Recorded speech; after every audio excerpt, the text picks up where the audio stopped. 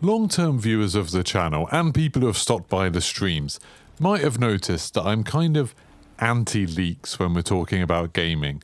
I don't like talking about leaks, I don't like talking about data mines and things like that. I don't even really like talking about rumours because they're basically always either leaks or lies.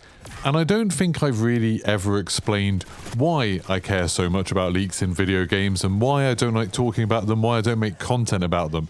Because as someone that's trying to grow a YouTube channel, obviously it's an easy way to make content. When there's new data mines, when there's new leaks, it's something that you can very, very easily make a video about, get loads of views by being, the first person to make a video about some new bit of information, get everyone talking about it. Some people are like, yeah, this gets us hyped about the game and stuff like that.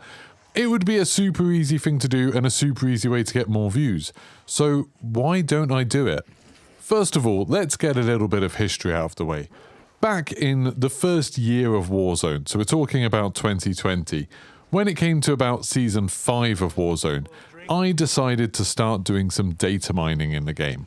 And this was because I'd read something online that someone was saying was going to happen in Warzone, and I was pretty sure they were wrong. I was fairly confident that what they were saying was wrong. Somebody was saying the dam is going to break in Verdansk, it's going to break and flood the map, and we found this in the game files, we found evidence of it.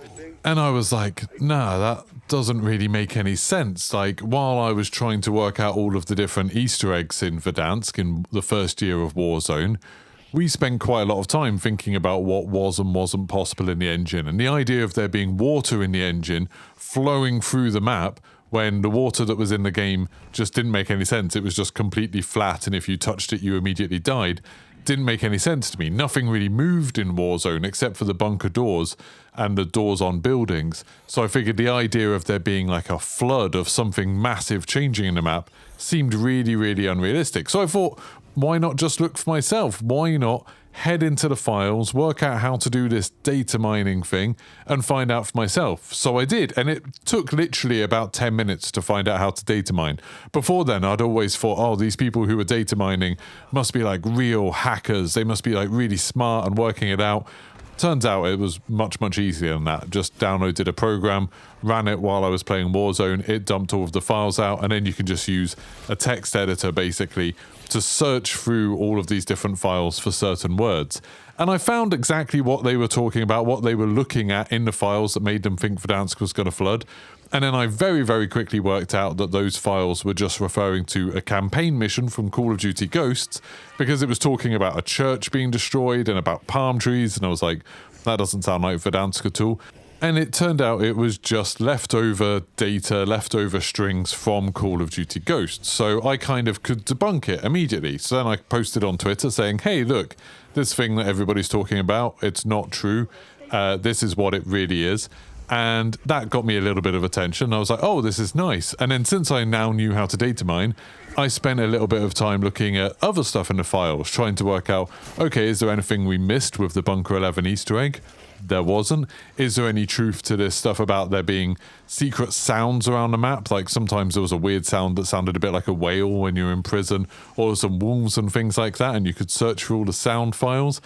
And then I found out that you could actually find some stuff about unreleased content in the game. So there was some kind of crazy stuff in there about different ways that you could potentially get into the map, as if there was going to be custom games where you could choose different ways. And there was something about a mixed team musical chairs mode, which is super, super weird.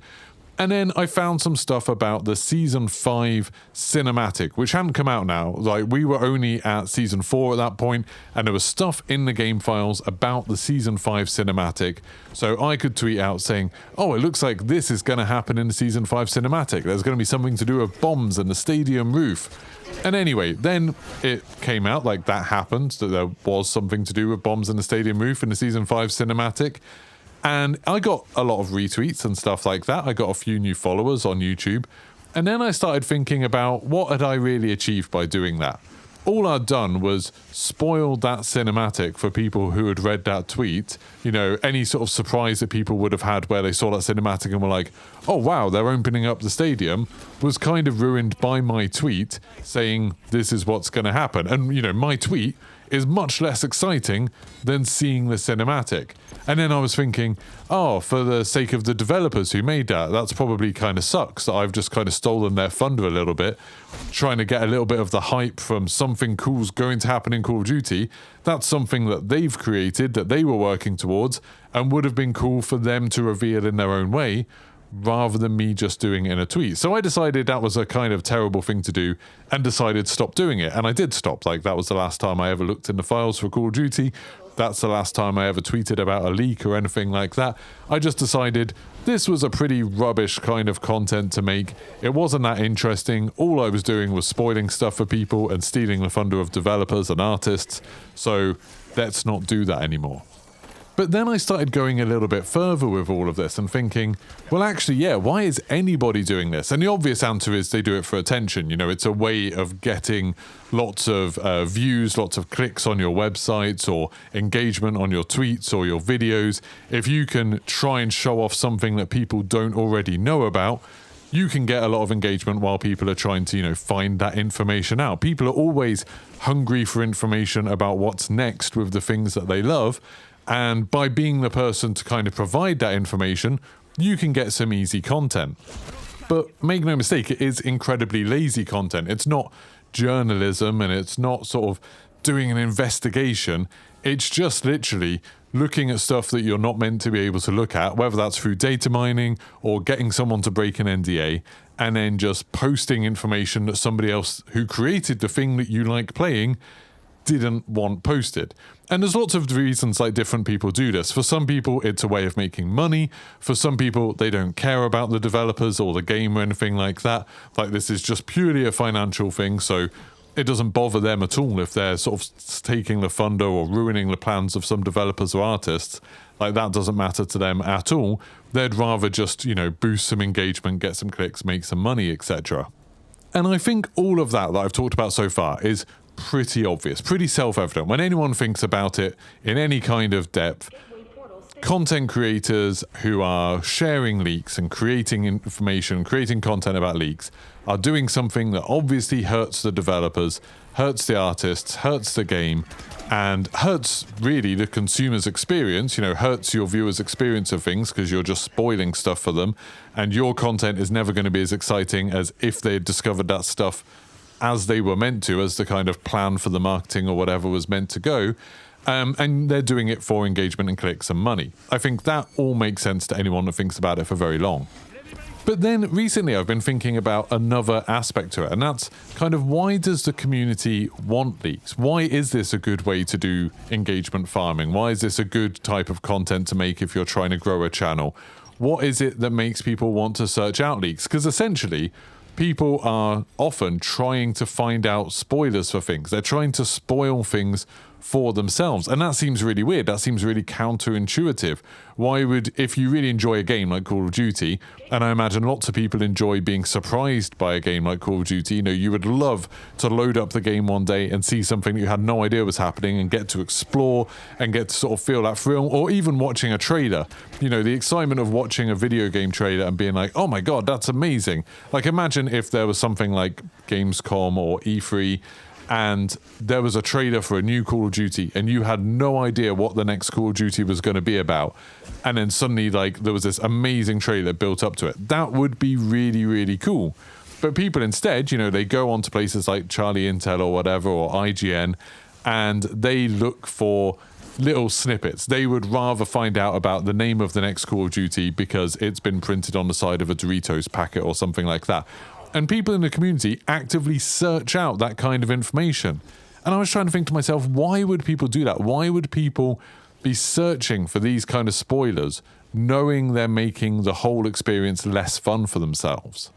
And we were talking about this on stream, and I kind of came to the conclusion that it's a sort of factor of our society that in the past, people always wanted to find out information, but you couldn't get it. And now you can get that information more quickly. You end up doing it, you end up wanting it, and then being able to find it out really quickly, even if it's not good for you, even if it's not going to make you happier or not make you enjoy something more. So here's a kind of roundabout example. You'll have to follow me through this analogy, but I think it makes sense. So think back to the 90s, or imagine the 90s if you're super young and you weren't born during them. Back in the 90s, if there was a bunch of friends sitting around talking, sitting on a sofa, or sitting in someone's living room, all chatting and hanging out, because that was something that used to kind of happen a bit more in the 90s, because you didn't have things like WhatsApp and stuff like that. So if you wanted to talk to your friends, you had to physically get together and hang out. So you might be sitting around watching TV or something like that, or having some food, and then one of your friends says something crazy like, oh, this Smashing Pumpkins song that's on TV right now, did you know Dave Grohl played the bass for it? And immediately, some people in the group, maybe half the group, would be like, no, I'm pretty sure that's not true. I'm pretty sure Dave Grohl hasn't played the bass on any Smashing Pumpkins albums. That's a really weird thing to do. Why would he do that? He's, obviously he can play lots of instruments, and obviously he's sort of very famous, but the Smashing Pumpkins are kind of from before his time, and he's not famous for playing the bass on anything like that. I don't think that's right at all. And then the other half of the group might be like, oh no, he does guest on a lot of stuff. Maybe that does make sense. Maybe that is true. And they would actually have a conversation about it. They'd be talking about it, and they'd be talking about how likely that is, all the different possibilities, and it'd be a fun conversation to have, and it'd kind of go off on tangents and stuff. And then they'd be thinking, okay, how can we try and work out whether this is true? Maybe let's go through our record collection, let's go through our CD collection and see if we've got that Smashing Pumpkins album to see the credits on it. And then they might all go through and be looking through these CDs and albums and be talking about all of that stuff, talking about the different albums they come across, and then they'd realise, oh, they didn't actually have that Smashing Pumpkins CD. So be like, okay, how can we find out? Oh, there's a record store. I know the guy that works there. We could give him a ring. And then they might ring that and you don't get an answer. So they're like, oh, screw it, let's go down there. So they go down to the record store, and it's a big group of people heading down to the record store, and then they're in the record store meeting other people, all chatting and hanging out, talking to the guy in the record store. And then he's like, oh, yeah, I've got this album. And they find it. And then it's like, oh, yeah, Dave Grohl isn't on that album. And then that's the end to it. And the end is actually an anticlimax, because it didn't ever matter whether or not Dave Grohl played on that album. That didn't matter to anybody involved in this at all. It's completely unimportant to their lives. But then as soon as they found the answer out, that kind of killed all of that fun speculation and conversation and talking about other people and going and finding other people and getting them involved. It killed all of that as soon as the actual answer was found, the thing they were looking for. Now imagine that same conversation in 2024. If somebody was round your house for some reason, WhatsApp wasn't working that day, so you decided to, God forbid, interact in real life, and then somebody said something like that Dave Grohl was playing on a Smashing Pumpkins song or album or whatever, you just immediately whip out your phone, Google it, and be like, nope, that's not true. And that'd be an end to it. And you don't have any of that fun kind of conversation and speculation. You don't have any of that at all. Now, thinking about how that could apply to something like Call of Duty, you don't get to have any of that fun speculation. You don't get to have any of that fun wondering what's next, thinking about how things are going to work, thinking about whether things are true. In the early days of playing video games, you'd hear rumours about how something worked in a video game, and no one would really ever know whether it was definitely true or not. Nowadays, you just Google it, find out the answer, that's done. No more fun speculation, no more fun talking about it and considering it. And that is the fun part of it. The fun part of it is the thinking about it and talking about it and speculating. That's the fun section. Now, the easy access to information kind of spoils all of that. It's weird because wanting the information is the fun bit. Getting the information is actually a little bit of a letdown most of the time.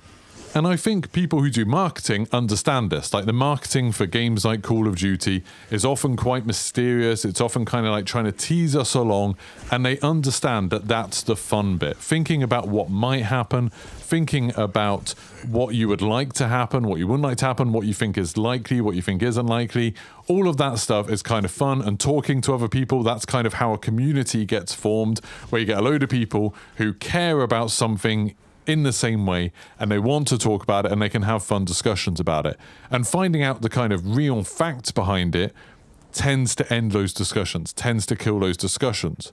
So when you do marketing, they tend to wait until the absolute last moment to reveal what's really going to happen, because then they know that's going to be an end to a discussion, that's going to be an end to a fun. And then normally, with game marketing, then you get the game so you can play it, and that's kind of fun. Or you even have some surprises in the game, like that's when you get to find out what's really going on. And leaks kind of ruin all of that. They just destroy all of the fun speculation.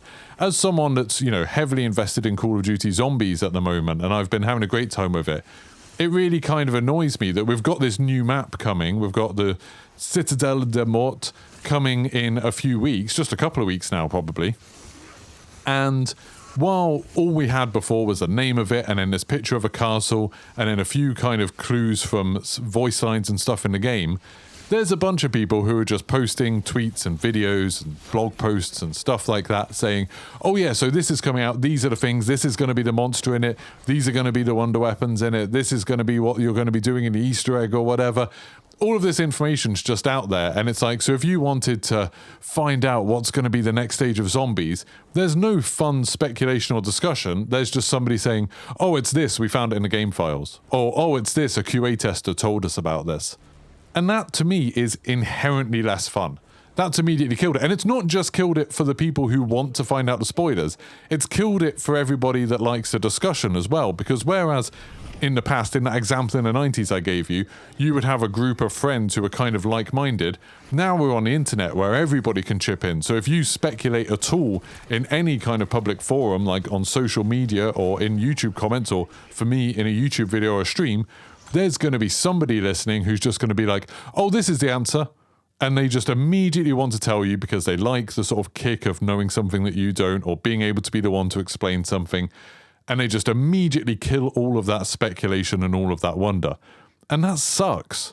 For me, I've had loads of stuff about this new map ruined. I've gone out of my way to avoid leaks. On Twitter, I have loads of muted words like leak and rumor and data mine and stuff like that.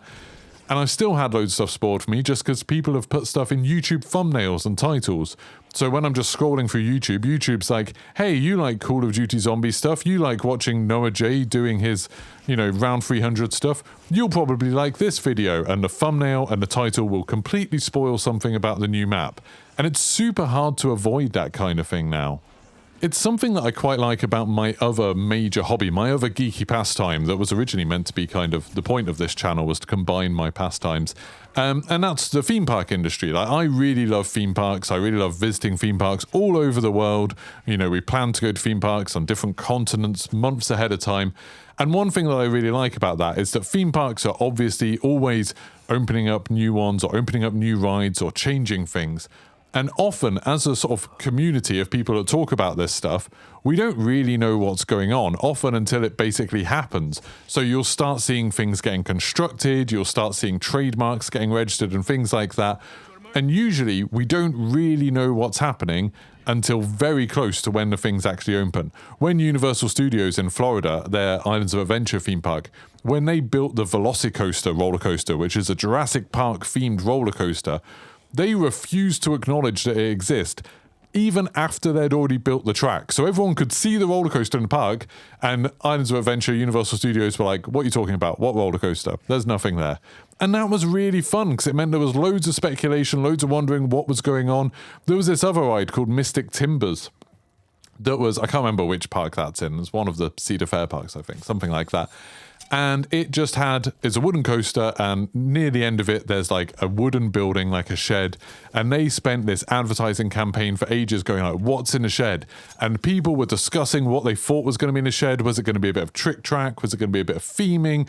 Was it going to be like a jump scare? What was going to happen in this? And that kept going for months. And obviously once the ride actually opened and people found out what was in the shed, immensely disappointed.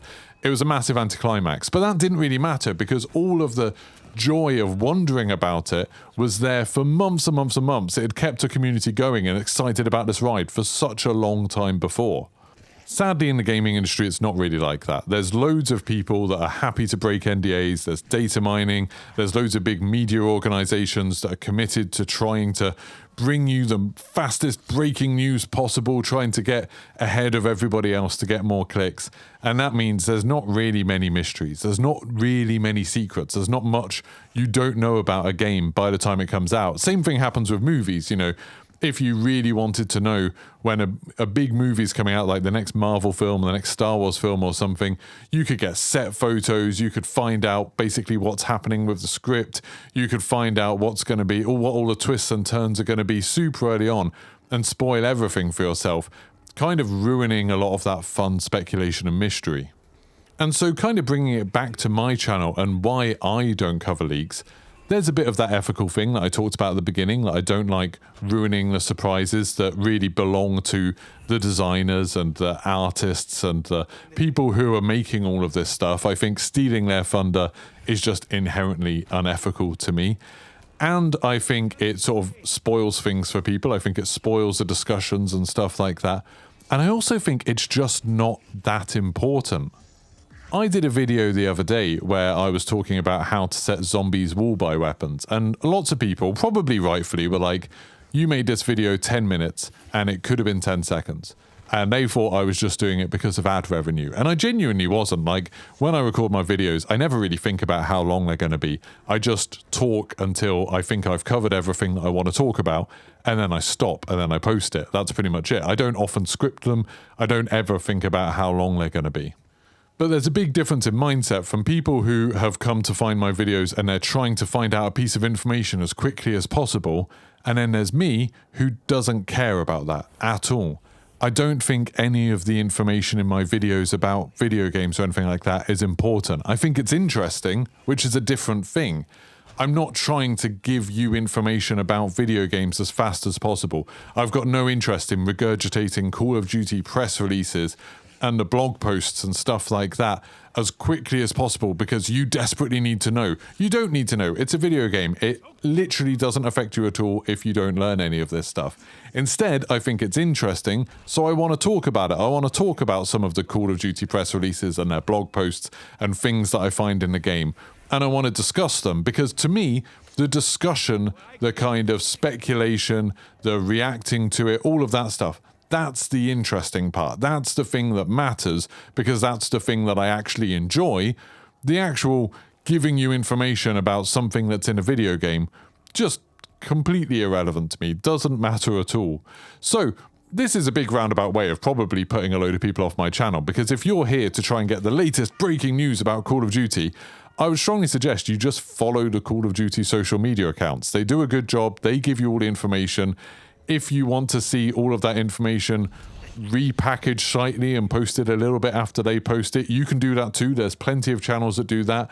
This channel, my channel, is much more about let's just talk about this stuff because that's fun. Talking about it and speculating on it, all of that stuff's fun. Finding out the truth of it is the end of it. Like that's the boring anticlimax that always comes at the end of the speculation. So that's the bit I'm not super interested in. Anyways, thanks for listening to this. This has ended up being a 20-minute kind of me just discussing something with myself. If you enjoyed this, don't forget to leave a like and let me know in the comments, what do you think? Do you think there's a place for leaks? Do you think there's a place for news channels about video games, or is it all a big waste of time?